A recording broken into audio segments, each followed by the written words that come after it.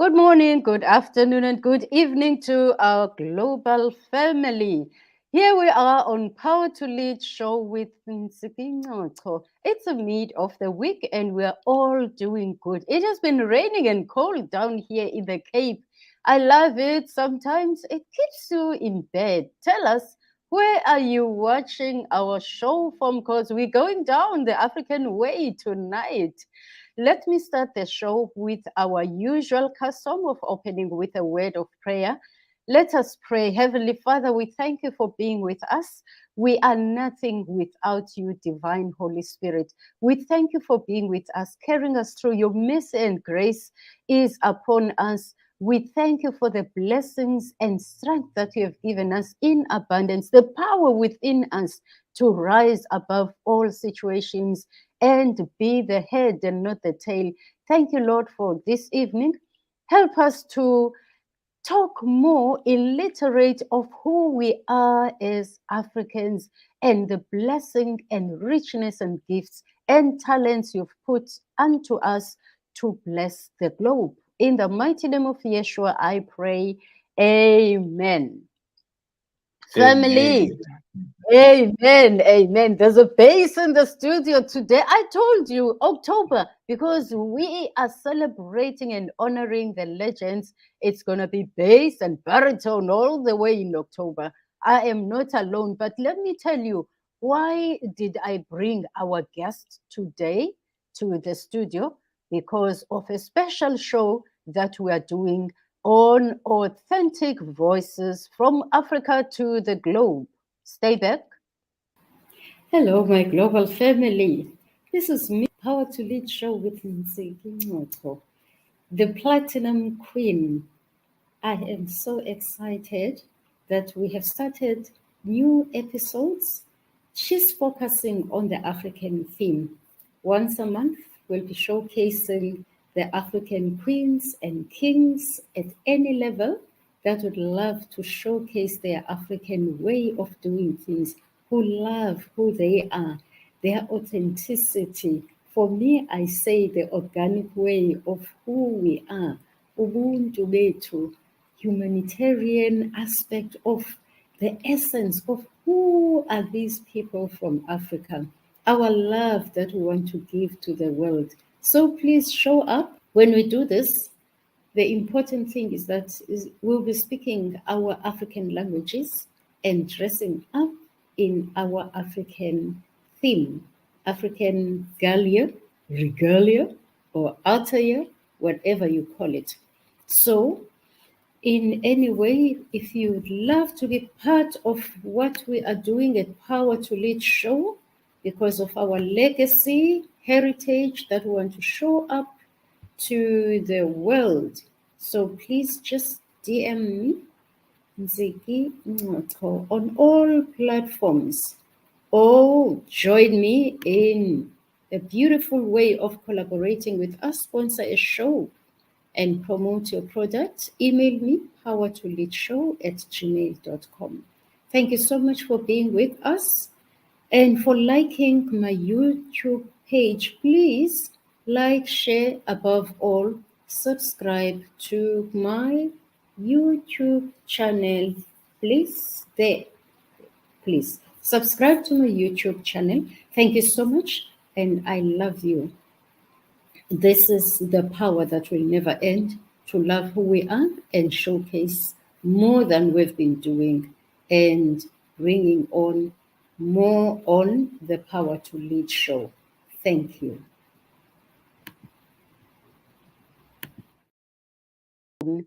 We are live with Johnny Muteba. We are talking all things African agenda for culture. Please join us. Let me bring our guest to the front so that he can greet you. Hello, Johnny. Good afternoon. Hey, good Hi, evening. Nsiki. Good to see you. Good to see you Good again. evening. It's always lovely to see you. And I always see the beauty of Africa when I see you because you talk all things Africa. You just breathe Pan African, Chamber of Commerce. Tell us, who is Johnny Muteba, and thank you for being with us in the studio today. Thank you so much, Tiki, for inviting me. And it's an amazing opportunity to be on your platform. Well done on setting this up.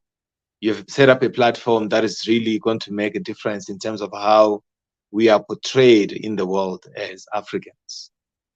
Johnny is a creative. Johnny is a strategist, is a creative brand strategist. Originally from the DRC. I grew up here in South Africa. And the work that I do, that I've been doing for the past 20 years or so, has always been to connect Africa together socially, culturally, economically, politically. It is because of this passion I have of connecting Africa together that I established the Pan African Chamber of Commerce more than 8 years ago here in South Africa. So Johnny is a father. I have three amazing children. My first one turned 18 last month. And the work that I do really is an extension of what I'm passionate about. So I am a son, I am a brother, I'm an uncle. But above all, I like to describe myself as a storyteller, as Africa's ultimate storyteller, because I believe our generation has a mission, a mandate really, to change the way the world sees Africa. But it's not just about how the world sees us, it is also about changing the way we look at ourselves as Africans. So, yeah, I do a lot of things. I'm a filmmaker, I'm a director, I'm a writer, but I also advise a lot of governments in Africa when it comes to trade, investment, but also helping them understand policies and how these policies can be implemented. So I wear so many hats. For the sake of this show, I will just stick to those hats tonight. Wow, Johnny, this is awesome. You are the most creative individual, you know, and you don't run out of strength and creativity. How do you do this before I come and join you? I think it comes down to the passion I have, because I always say passion fuels purpose.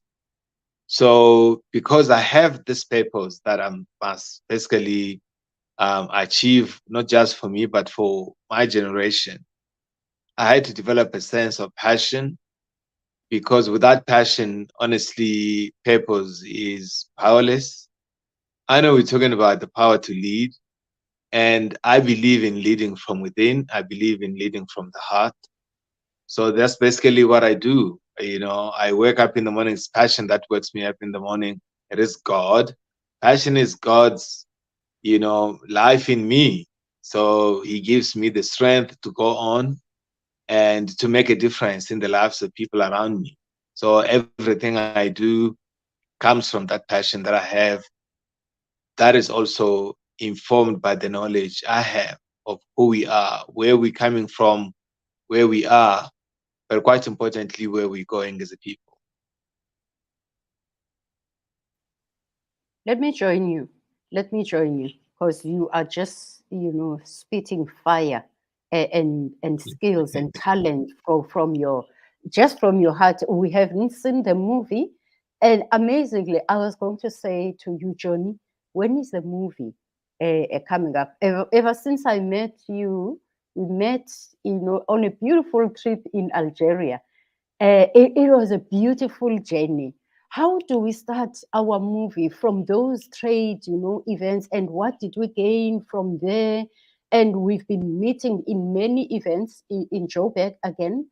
And I found out Sure. at some stage, hey man, we are junkie, events attenders for the beauty and for the love of it. And Mm, for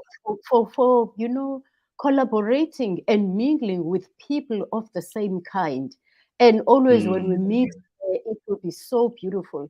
But I want to highlight one event where you were the only male speaker in the mhm. women's event. And Yeah, why do you think? I'm going to pose it to you because you were chosen by Yolanda to be a speaker there. And why sure. do you think she pinned down on your profile, on so many profiles? on that particular day because it was an event to connect the world together. And we were also in one space in South Africa, and the event was online. Why were you chosen to be the only? They say thorn amongst the roses. It's not a thorn. It's let's say a lily of the valley, like our master. Okay.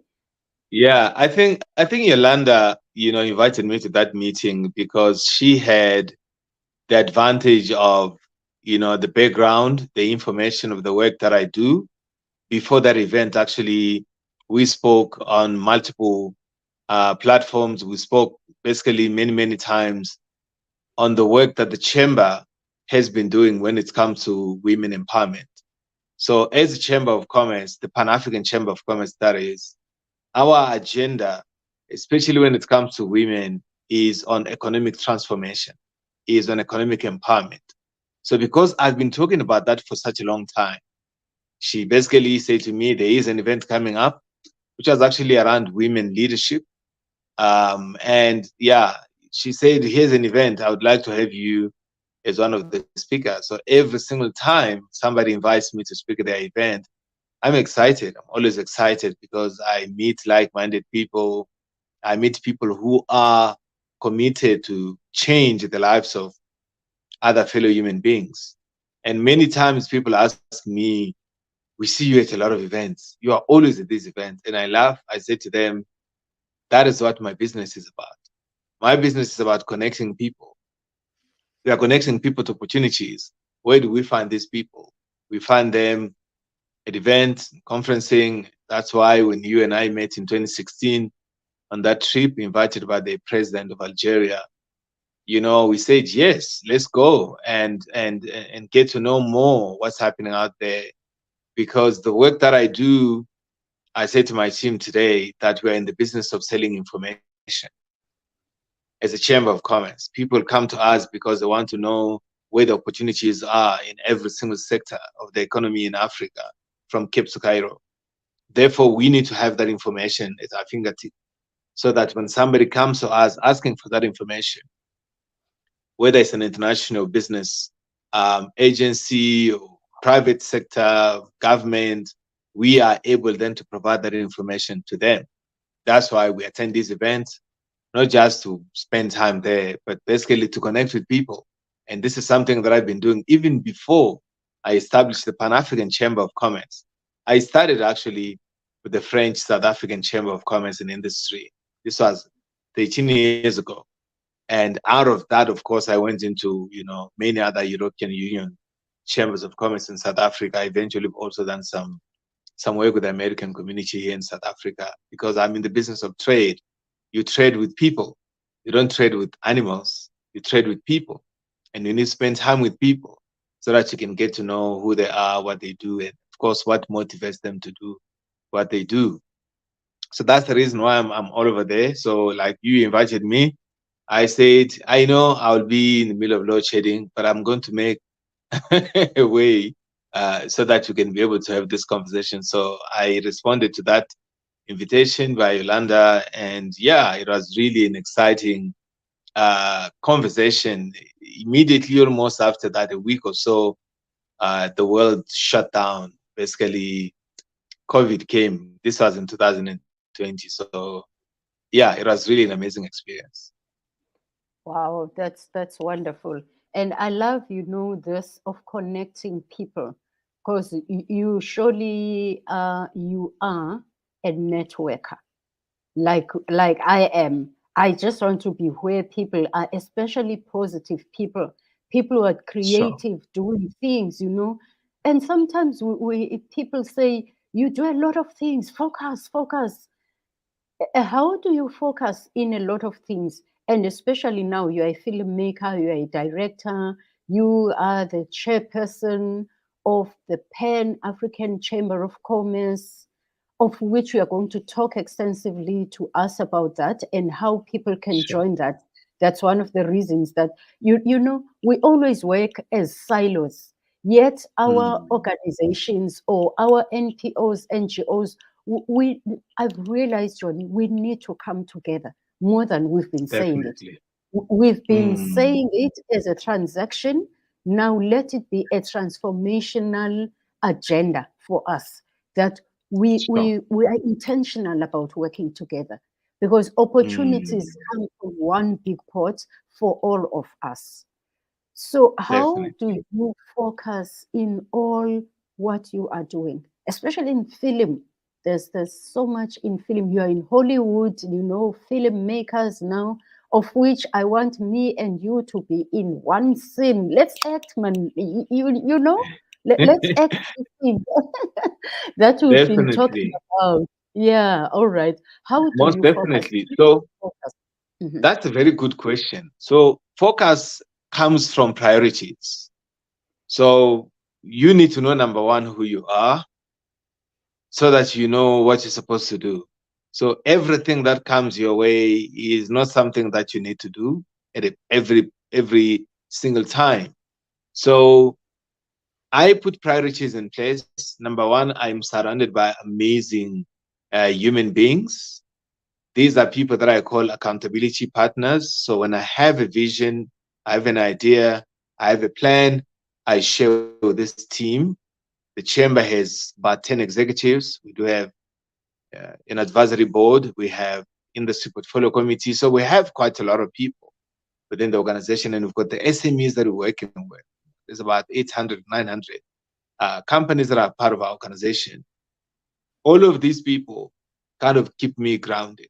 They actually, I want to say, they give me the wings to fly, because when I'm up there as a visionary, I've got people on the ground who are making sure that we don't drop the ball. We have a CEO at the chamber, an amazing entrepreneur, South African entrepreneur based in Durban. She's been working in the skill development space. Her name is Yolandi Tui. She's been doing this for a very long time. And because I'm surrounded by so many people who are actually smarter than me, I'm able to perform at my best. But normally, what I do with every project I have, I always begin by painting the picture of where I want to go. And after painting the picture of where I want to go, I ask them to help me get there. This is not just me sitting up there and saying, yeah, you guys are working for me, you are saving me. No, leadership actually, as a leader, you are saving the people working with you. This is basically what Jesus taught all of us. He says, if you want to be great, you need to serve. We can all be great because we can all serve, as Dr. Martin Luther King Jr. said. So focus for me comes from, number one, knowing what I want to achieve in a year. So I have a plan. Normally, I don't have just a year plan. I have a 5-year plan. I have a 10-year plan. So if something doesn't fit into where I want to go, I'm not going to waste my time. But at the same time, you will find other projects that are coming because of something that has just happened that requires your attention. For example, when the African Free Continental Trade Area was launched, as an organization, we need to adjust so that we don't sit in just what we want to do for ourselves, but how do we go and add value to what the African Union and many governments in Africa are working on. So focusing is a matter of priority, but it's also the capacity that you have. You cannot focus on something you don't have the capacity for. So I'm a filmmaker. I stepped out of making films 7 years ago. When we met in 2016, that is when I left the film industry because I was overwhelmed. There's so much to do, so little resources. So how do you do that? I took a step back and I started studying the film industry from a different perspective, not in it, but out of it. Because of that, I realized that there is a need, number one, to establish an African film festival in Hollywood. Because as an African, I'm very much concerned, you know, with the way we are portrayed in the world. So one of the ways to change the way we are portrayed is actually to go to the source. It is actually to go to the city that is kind of driving this agenda around the globe, as it were. So as an African, it was actually a responsibility, a duty, a call, if I have to put it that way, to make sure that we establish the Hollywood African Film Festival so that it becomes the bridge between Africa and America, a platform for cultural exchange, a platform where Africans can learn from Americans and Americans can learn from Africa. That is basically where we are. And everything I do is centered around the vision we want to achieve. And we do have programs. For example, in a year, we say we're going to do 10 events and we allocate resources. We find people who can work with us within the chamber, but also people who work outside of the chamber who are running their own businesses. Those are the people that will then sit together, look at the plan, and say, this is what we need to achieve.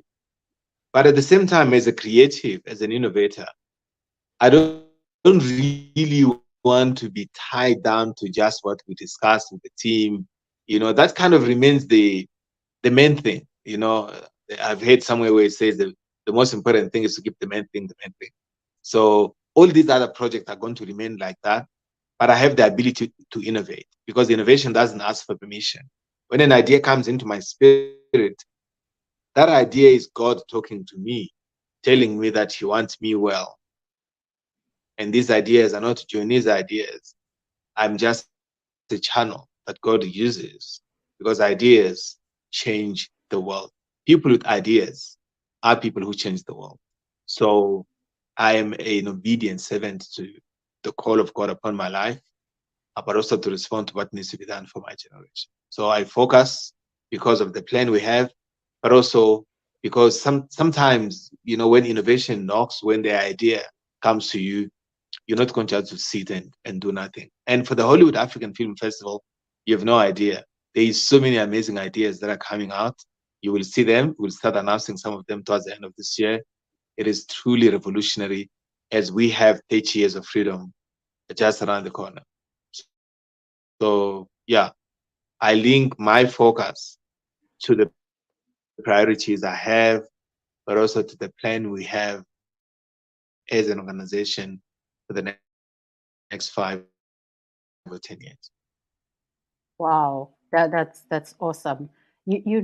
Johnny, as you talk about this, I I see a lot of us who we believe in, who we believe in, and why are we on this earth.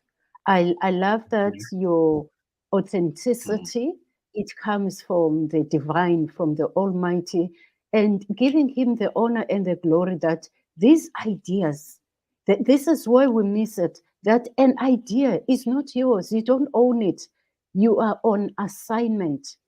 You are on assignment to. Exactly. Yes. Okay. Let me leave you to expand on assignment. What do you mean when you say you are on an assignment and you're still on this earth? You do things, and these things must give you money to propel this idea, and this idea must honor God. Definitely. So when God wants to change the world, He finds men and women and He gives them ideas. Nelson Mandela was given the idea. Mandela is a hero of mine. Was given the idea of freedom.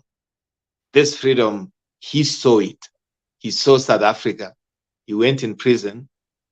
You know, he came out and he led this nation. Not only him, of course, there was many other people that he worked with. We are on an assignment because our time here on earth is limited. So we are given a talent so that we utilize that talent to change the lives of other people. So I don't dream only for me now. I dream for other people. In fact, I say to other people that they should actually use me because God has given me this capacity to accommodate even other people's dreams. Because I'm a dreamer, I'm a visionary, I'm able to walk into somebody else's idea and have that idea expand. So basically, that's the gift that God has given me. I always say that my life mission, apart from what I share that people see, I say my life mission to disrupt injustice, challenge inequality, and inspire an ambitious vision of what Africa can be. I want to make people's dreams happen because I found my purpose. I want to help people find theirs. My purpose is basically the reason why I'm here today, and that is my assignment. So every single one of us, we are given the same assignment. But some people waste so much time looking at what other people are supposed to do with their lives. They're not looking at what God wants to do with their lives, not just for them, but for an entire generation. So that's how I look at my life. As a prophet to my generation, I want to change the way this continent is looked at. I want to change the way we look at our own continent, because when you change the way you look at something, whatever you look at will absolutely change. So what is this assignment? To cut a long story short, is to raise the consciousness of the black masses. It is to raise the consciousness of Africans, because it basically feels like we're still sleeping. But this is the birthplace of humankind. Humanity started here, and we are not just the past as a continent, but the future of humanity. Everybody knows it. Everybody, literally. That's why you see all of these countries fighting for a piece of this continent. And I'm very happy to say we have some of the most innovative minds on this continent. They just need to be supported. So one of the missions I have is also to help people with ideas in Africa. I want to build a community around people who've got ideas so that they can share those ideas with people who are not going to say to them, dream on. This is never going to happen. I want to create a community of dreamers, as it were, because I know that the journey between the dream and the realization of that dream is hell in between here. This is literally what the Bible speaks about, the valley of the shadow of death.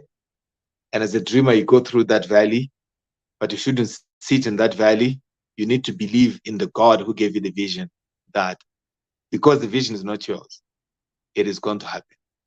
So my assignment is to say to people, hey, wake up. What is it that God has given you? So sometimes people don't even know what they have, but by just having a conversation with them, I'm able to tell them what I think is their calling. Of course, it doesn't happen on one sitting. Sometimes can be conversation over lunch, and let's get to speak more.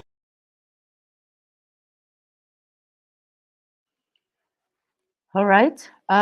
Johnny is Visionaries, here, and creatives. obviously he informed us that he has a load shedding. Oh, yes, you are back. Oh, good, good. You know, when we have power, it just tries to cut you and you come back. That's a power within continuum, right? Yeah, it's Continue. load shedding. Yeah, So fighter. yeah, so what I'm saying is that the assignment really for each and every one of us is to be, there for those who cannot be there for themselves. And I always say we are carriers of good news. What is good news to a person who is hungry? It is food. What is good news to a person who is homeless? It is shelter. What is good news to a person who has no shoes? Is a new pair of shoes. So as human beings, we are not just here to change our lives. We are here to make a difference in the lives of many other people. To make sure that I help people discover their purpose. That's it. Because I discovered mine at a very, very young age, I have to say. I've been a dreamer literally my entire life. And my mother would say, why don't you just keep quiet? I would say I would become this, I will do this, I will do that. It's like, no, just keep quiet, because you don't know the ears that are listening. My mother was wise, very, very wise. But when you've got this fire burning inside of you, as small as I was saying to myself, and I said this to my mother many times, I don't believe there's anybody who has the power to stop what God wants me to achieve. I don't believe that. I have that stubborn faith. I love your bottom line, stubborn faith, because honestly, your dream is protected. Much as we hear that, because we are the people who believe in the good book. We hear that great story of Joseph the dreamer, who, when he shared his dream, even with his immediate nuclear family, that's when the rife started of jealousy of his brothers because he was the youngest, and now that this thing. But you know what? We have learned from that story. I love the good book because it says all the stories and lessons and journeys that are penned down in the good book are for us to learn from them.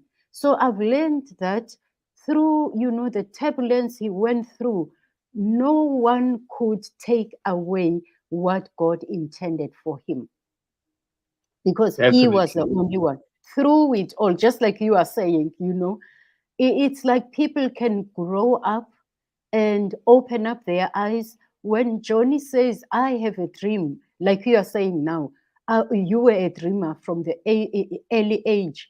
And those things we think they were only happening to the people in the Bible. You are a dreamer now. You are the Joseph of today.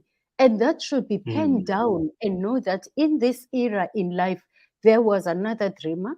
And what did you do? You put the pan African,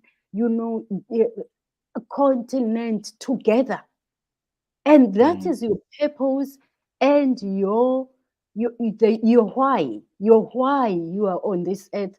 And we should not be fighting that or be even jealous, but we should be coming together and say, Johnny, here it is. So like you were saying, you have a team that is smarter than you, so that team is really smart even in the mindset positivity, because they know Yeah. if they align themselves with you, their purpose as well will propel, and they will be in the good space, because we are in different seasons. You have arrived to lift others up. I have a famous line on the show that says, as you rise, lift me up, especially with the authentic voices Mm. from Africa. This is, I think, what we should be just talking about now every time on the show. We are just directing, the Almighty is directing me through that, because you touched on it. You said there is a lot in Africa that is a blessing, and authentic Mm. voices. I've been sent messages by people who want to write our stories in Africa, and they want to write about us. Mm. Why are we quiet? Because these stories, we are the owners of the stories. We are authentic about Exactly. knowing. Yes, we are the first owners of the information. Why are we taking it to other people to tell us? Someone even wanted to teach me how to speak with a British accent, and saying my accent is not, phonetic. And I say, thank you so much, sir. I appreciate that. But I am very Mm. authentic. This is who I am. Yeah. I speak this way. I don't want any British colonization Mm. in my speech. I am an African. So those things we should be very authentic Exactly. about who we are, and we know ourselves. We are Mm. not arrogant, but we are taking authority, honor, and the grace that we have. It should then be what makes us to the world, like you are doing in the movie. Let me just acknowledge we have a guest who is watching us from a very far country. We have a guest watching us. I have a big sister from here, from South Africa, the end Transkei in Butterworth. Now she is she's overseas in the USA. She's watching us from Messenger. Wow. Hey, we also need to travel. We also need to travel to be where our, own families are. Thank you so much, Sasa. Sasa, she is my love. Every day she sends me a good morning, because she is an African Mm. in the diaspora. Yeah. We have to, you have to come back. We talk about diaspora. Maybe touch on it. What is the meaning of diaspora? Thank you so much. So the meaning of diaspora is basically a people from a particular place who are living far away from that place. So Africans from here who are now living in America, they form part of the diaspora. In fact, the African Union considers the African diaspora as region number 6, because we do have 5 regions here in Africa: Southern Africa, where you and I are right now in South Africa; Central Africa; East Africa; West Africa; and North Africa. So the 6th region of the continent is the diaspora. So Africans in Europe, Africans in America, people of African descent in the Caribbean, Australia, all over there, they form what is called the diaspora. But having said that, the diaspora is also not just from a global perspective. you can have a diaspora within the continent, where in South Africa, you'll find the Nigerian community. They form part of the Nigerian diaspora. So it is a person who, or a community that is actually outside of their country of birth.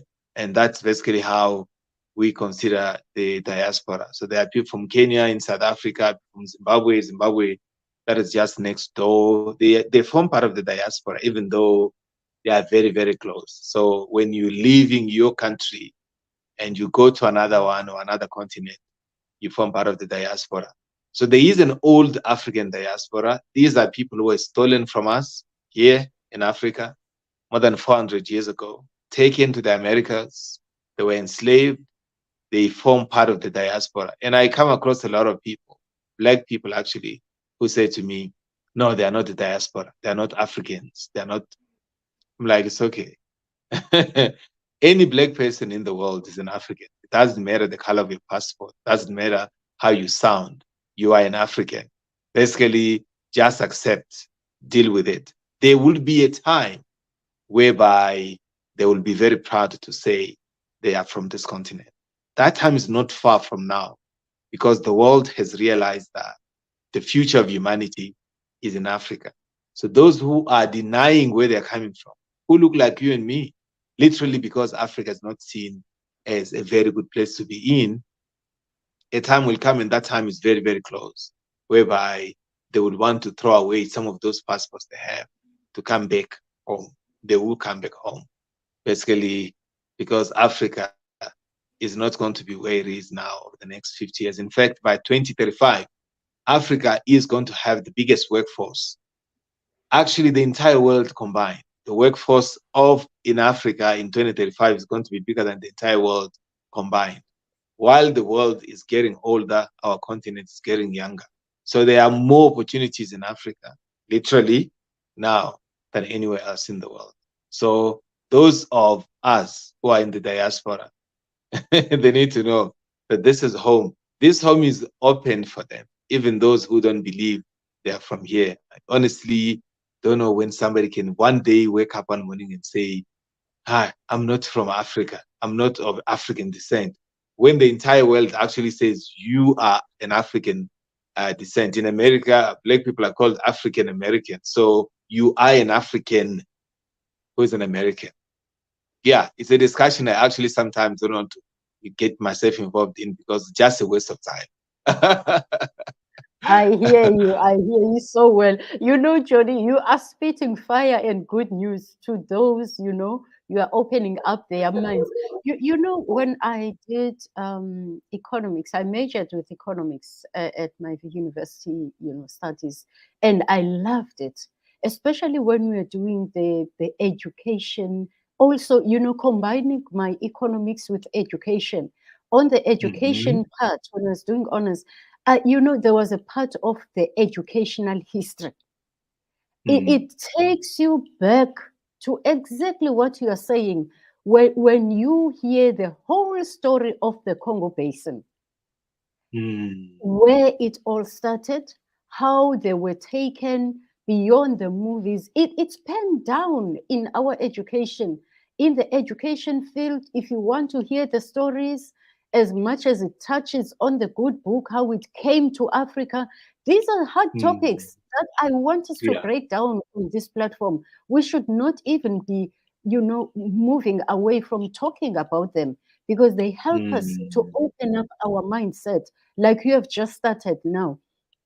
Someone else is going to say, oh, we have terms that are so nice in English, opening they say what, the can of worms, opening can of worms. What worms? When we talk the reality and we want to know our background, we want to speak the truth, and we want to bring it to the light of those who don't understand their background.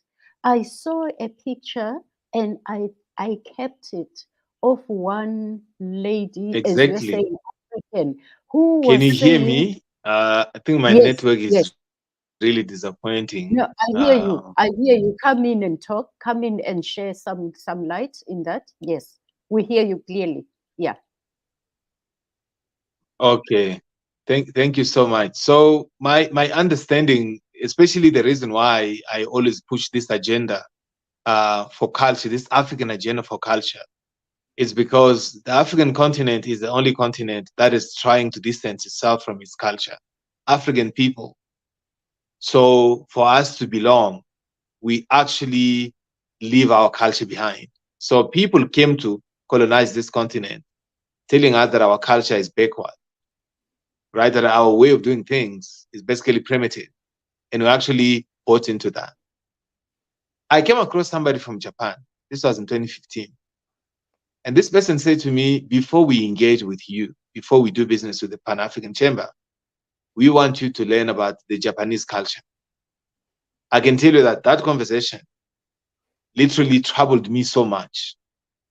And I'm saying, here is a Japanese person who says to me, an African, that before I do business with you, I need you to know my culture. And I realized that in the space of trade, you cannot have trade without culture because you are trading with people. And culture is an extension of humanity. It's an extension of who we are. Culture informs the past. It shapes the present. I believe that the future of this continent lies in our ability to commercialize or monetize on our cultural heritage. The history of Africa is not written by us. And I always say this over and over again, that there's so much information about Africa in America than in Africa. So if you want to discover yourself as an African, you need to leave this continent and go outside. That's the problem. So people who are in the creative sector, people who are into music and film and fashion and food and literature, they are the new writers of the African story because they're giving Africa a new image. So we support people in the music space, in the film space, because they are holding the pen. They are rewriting the African narrative. The reason why I'm always pushing culture, I'm not apologetic. I'm an African and I dress as an African. Basically because my culture has made me, I am who I am today because of the African culture.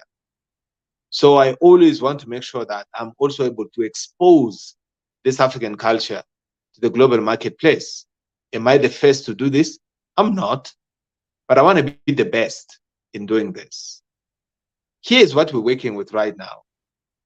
The African continent of 1.4 billion people is contributing to the global creative economy to about 2%. It's actually below 2%. When I saw those numbers, I was troubled. And I said to the team, what do we do with this problem? And they know, don't come and present me problems if you have no solutions. We are intentional in terms of how we want to make a difference. So between now and 2030, we want to make sure that Africa's contribution to the global creative economy moves from below 2%, where it is right now, to about 6%. In fact, I wanted 8%. But I've got people who, like I told you, are smarter than me.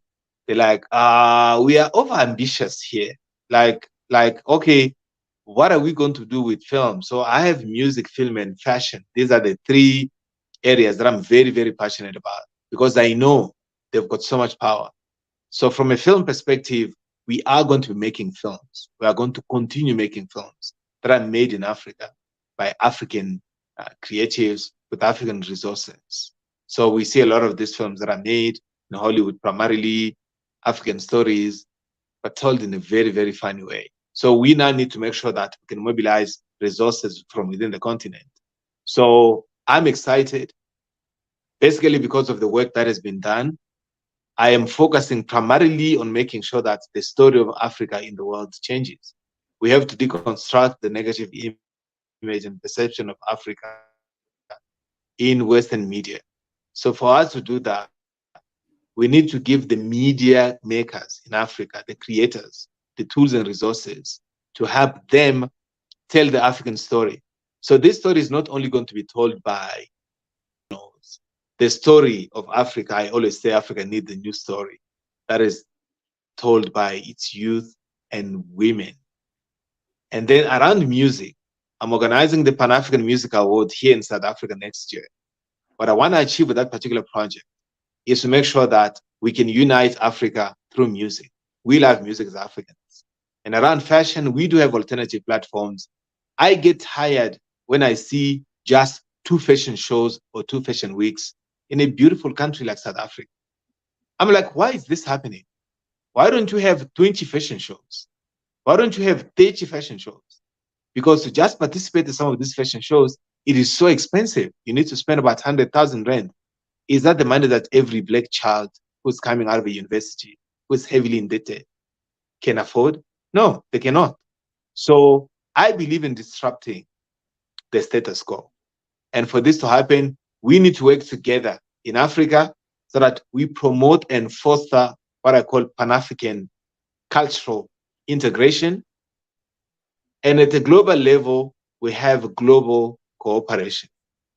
Because once we are united in Africa, we become very powerful. Just look at Nigeria as a nation with what it has to offer. And I always say this to my friends in Nigeria. Nigeria and South Africa, you'll always see, I don't even know what's going on, why Nigeria and South Africa are always fighting. I mean, what's going on there? But I always say, if a lot of creatives, I'm talking now as a filmmaker, if a lot of creatives in South Africa could just think like Nigerians, the South African film and TV industry would be very, very far. Nigerians have a certain mindset. South Africa has the skills. Imagine bringing skills together with a different way of thinking. We can make this continent proud. Because South Africa has the knowledge, South Africa has the infrastructure, the resources are here. Nigerians are making this on their own. They don't depend on anybody. They don't depend on any government. That's the mindset that we should actually aspire to, and not be angry, and not be jealous, and not be Afrophobic. I don't believe in something called xenophobia. What's happening in South Africa is Afrophobia. Literally, people who look like me from other parts of the continent are the ones who are vilified and scapegoated for some of the issues that are going on here. So I always say to people, we have to unite or perish. Nkrumah actually said, unite or perish, unite or die. So we have to unite as Africans so that our culture can then become something that we utilize in the world to make a difference. That's why the African Agenda for Culture, based on 5 principles, begins by strengthening the partnership and collaboration between the private sector, the public sector, and the creative sector. Very, very, very crucial. Objective number 2 is to enhance funding and financial support. Without money, honestly speaking, what can we do? Objective number 3 is to build creative industry infrastructure. Where there's no infrastructure, ideas go to die. Objective number 4 is around, objective number 4 is marketing brand Africa, right? And objective number 5 is to train the leaders, the future leaders of the sector. And we know that a lot of these things are happening where we think there's not enough for everyone. There's actually enough for everyone. That's why everyone from everywhere is coming here. If there was nothing here, nobody was going to bother leaving China or leaving America or leaving Turkey, some of these countries to come here. But the people who have this scarcity mindset, it's us. That's why with this agenda for culture, I'm not only promoting it for Africans going over there, I'm also making sure that people of African descent in America and in Europe and in the Caribbean are woken up, because they're still sleeping on our culture, our heritage.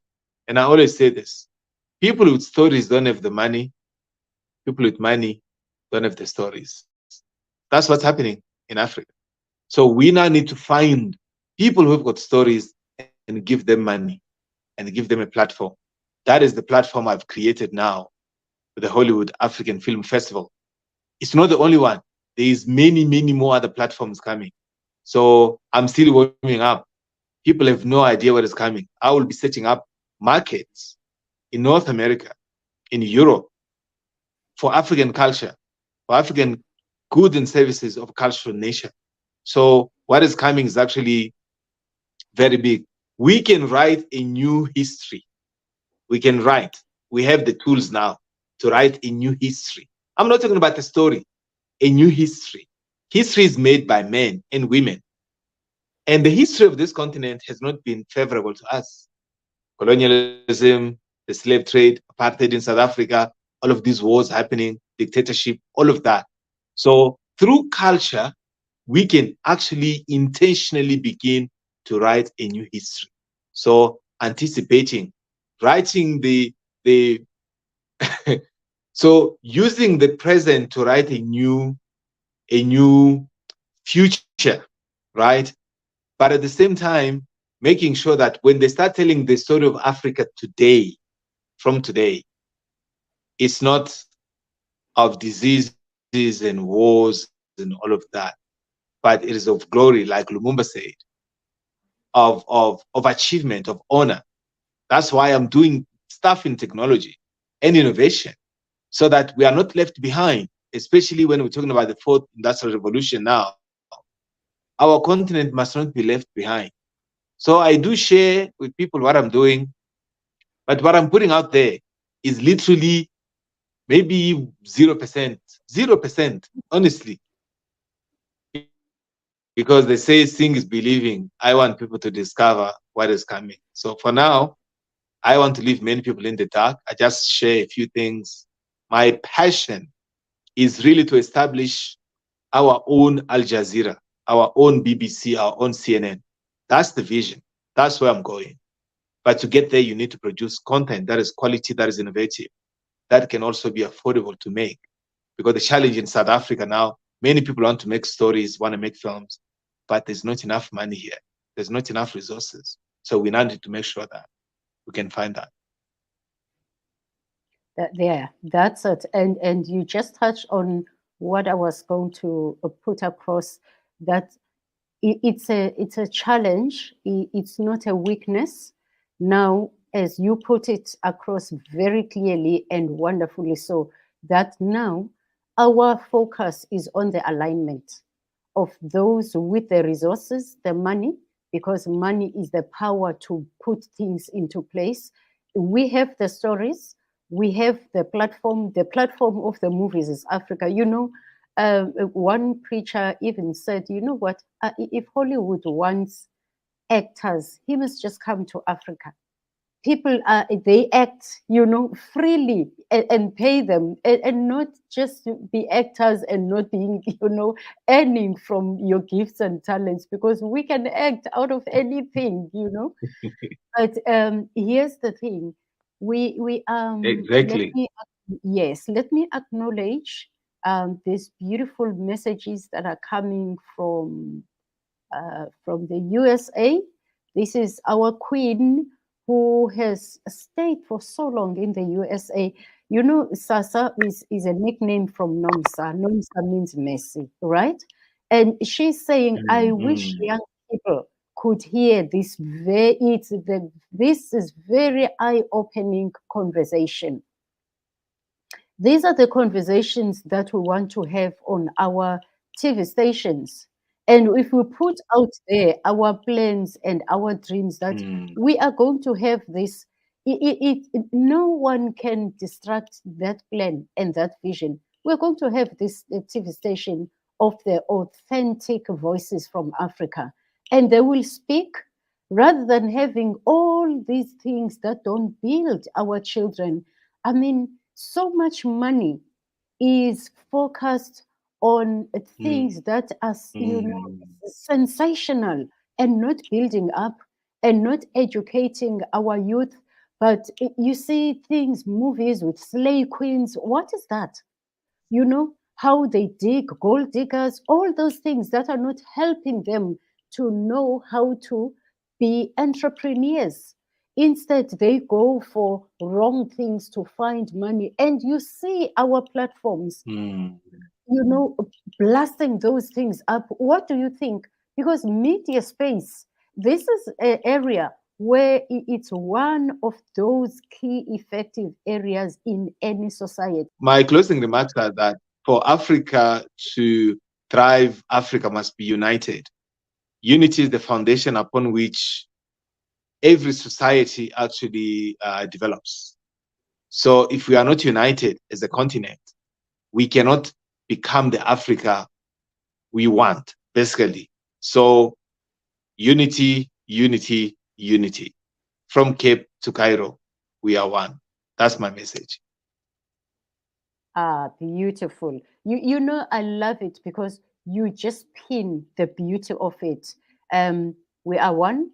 That's your message, and we're going to. We've captured that already, and now it's time. We've been working together. We've been talking and talking, and now it's time.